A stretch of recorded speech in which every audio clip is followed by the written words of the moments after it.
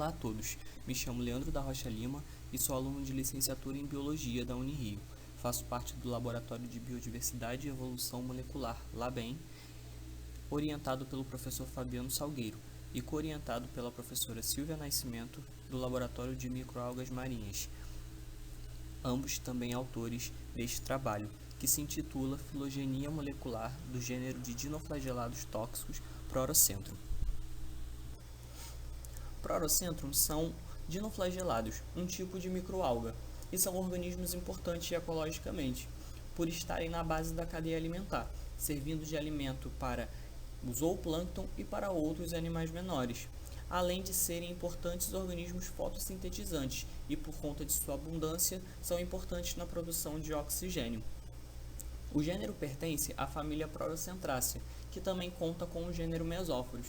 Atualmente, a família só conta com esses dois gêneros, sendo o gênero Prorocentrum o mais abundante e o mais estudado da família. É composto por 78 espécies, dividido em espécies bentônicas e planctônicas, sendo as espécies bentônicas aquelas que vivem no leito do mar, aderidas a algum tipo de estrutura, como por exemplo as macroalgas. E as espécies planctônicas são aquelas que estão soltas, livres, tanto no espelho d'água quanto na coluna d'água, e se movem conforme o movimento das águas e as correntes marítimas. Há 8 espécies registradas na costa brasileira, dentre elas o Prorocentrum caipirinho, o lima, o emarginatum, o fucoio, rhatinum, hoffmannianum, cordatum e o triestino. E alguns locais que já houve o registro dessas espécies estão Fernando de Noronha e Búzios, no Rio de Janeiro. Algumas espécies são produtoras de toxinas como o ácido ocareico e podem gerar implicações tanto na saúde humana quanto sociais e econômicas. Suas consequências estão diretamente ligadas a síndromes gastrointestinais, gerando sintomas como náuseas, vômitos, diarreias e fortes dores abdominais. Geralmente, a sua contaminação ocorre pela ingestão de frutos do mar que estão contaminados com essas toxinas, podendo inclusive ser feita a suspensão da pesca desses animais em locais que tenha sido detectada a floração dessas microalgas, já ocorrendo em locais do litoral de São Paulo e de Santa Catarina aqui no Brasil. Os gêneros Dinofixes e Echuviella já foram considerados gêneros distintos em décadas passadas, porém, com o avanço dos estudos, hoje elas são consideradas como pertencentes ao gênero Prorocentrum, formando um gênero só. Hoje em dia, existe uma discussão em relação ao monofiletismo do gênero. Bopat, em seu artigo publicado em 2015, analisou o grupo com dados morfológicos e moleculares e levantou a hipótese do gênero ser polifilético, ou seja, dividindo-se em 2 gêneros distintos. Nessa árvore filogenética retirada de seu artigo, ele divide o grupo em 2 clados, o verde contendo espécies bentônicas e planctônicas de morfologia assimétrica e o laranja formado por espécies bentônicas de morfologia simétrica. Esses dados moleculares são obtidos através do DNA ribossomal, que consiste numa sequência de DNA contida nos cromossomos do núcleo e que codificará o RNA ribossômico, sendo importante para a determinação da taxonomia e filogenia dos grupos. Esse RNA ribossômico pode ser dividido em 3 partes de tradução, o 18S, o 5.8S e o 28S, além das regiões ITS, que são os passadores entre as regiões de tradução, ou seja, elas não são traduzidas, elas são apenas transcritas.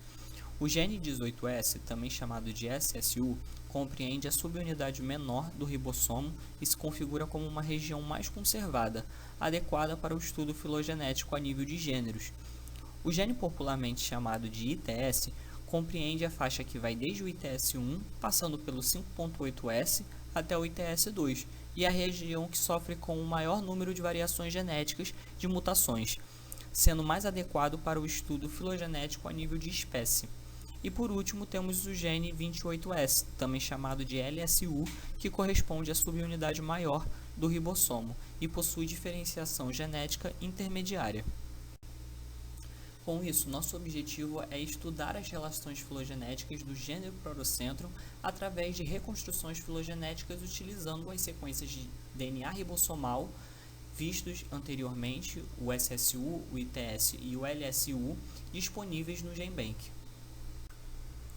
As buscas pelas sequências foram feitas no GenBank, um banco de sequências genéticas, onde foram utilizadas palavras-chave para a realização da busca, com o nome da espécie e o nome do gene desejado. Depois de agrupadas todas as sequências de um mesmo gene, elas foram alinhadas no programa MAFT. E por último, foi utilizado o software Megaset, onde depois de alinhadas as sequências foram cortadas e assim determinado o modelo evolutivo para a construção das árvores filogenéticas. Estabelecido o modelo evolutivo, então foram geradas as árvores. Ao todo, foram obtidas 69 sequências do gene ITS para 29 espécies, 74 sequências do gene LSU para 38 espécies e 44 sequências do gene SSU para 23 espécies. Os modelos evolutivos utilizados foram o TN93 mais G para os locos ITS e LSU e TN93 mais G mais I para o loco SSU.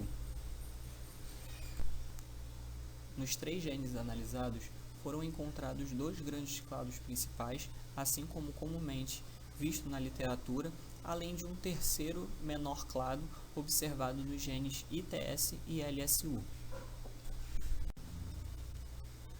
O primeiro clado contém espécies como o Prorocentrum micans, o dogaiense, o mínimo e o mexicano, dentre vários outros.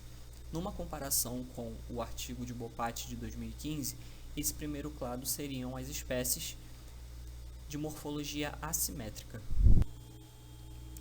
Nesse primeiro clado, um subclado nos chamou a atenção.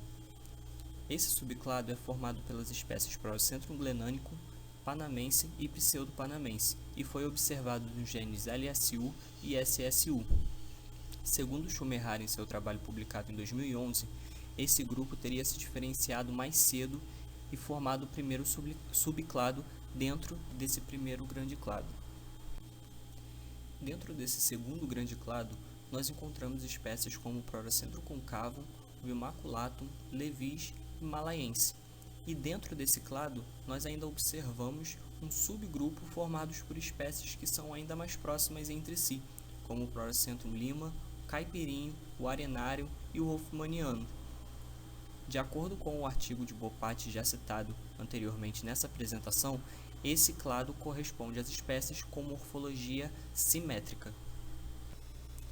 Alguns subclados de destaque foram observados dentro desse segundo clado. Um deles é o subclado formado por Prorocentrum borbônico, o cipadensis e o foveolatum, que também foi observado por Murray em seu artigo publicado em 2019.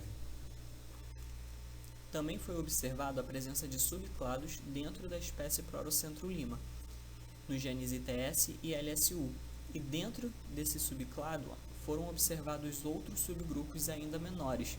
Esse padrão também foi observado por Nagahama em seu trabalho sobre a espécie em 2011.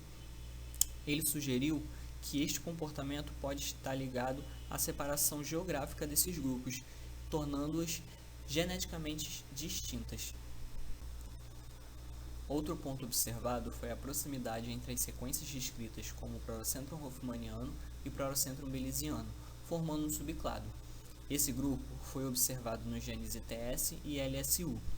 Segundo Sepúlveda, em seu trabalho publicado em 2015, ambas se tratam da mesma espécie, formando o complexo Prorocentrum hoffmanniano, onde os grupos tenham se tornado geneticamente distintos por conta da separação geográfica desses grupos. As espécies Prorocentrum foucault, emarginatum e sculptile formam um subclado no gene LSU e SSU, como já observado na literatura, em trabalhos como Hoppenhart de 2013 e Davi de 2014. E nós conseguimos recuperar esse subclado na nossa análise do gene SSU. Porém, nas análises dos genes ITS e LSU, essas mesmas espécies apareceram como um terceiro clado, e não como um subclado visto anteriormente nos genes LSU e SSU. Lembrando que os genes LSU e ITS possuem maior variabilidade genética, principalmente o ITS. Dessa forma, pode ser que estas espécies ainda não apareçam como um terceiro clado em análises de genes que possuem maior conservação genética, como o SSU.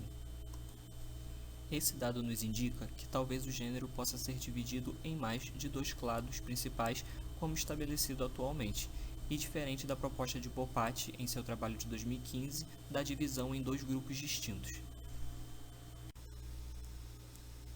Concluímos então que o gênero Prorocentrum se divide em 2 grandes clados principais para os 3 marcadores moleculares analisados, ITS, LSU e SSU, e que um subclado que até então visto nos genes SSU e LSU foi recuperado na nossa análise de SSU, porém apareceu como um terceiro clado nas regiões ITS e LSU. Essa divisão corrobora para uma possível separação em 2 gêneros, conforme a hipótese proposta por Bopatti, e talvez até de um terceiro gênero, conforme a aparição deste terceiro clado em nossas análises.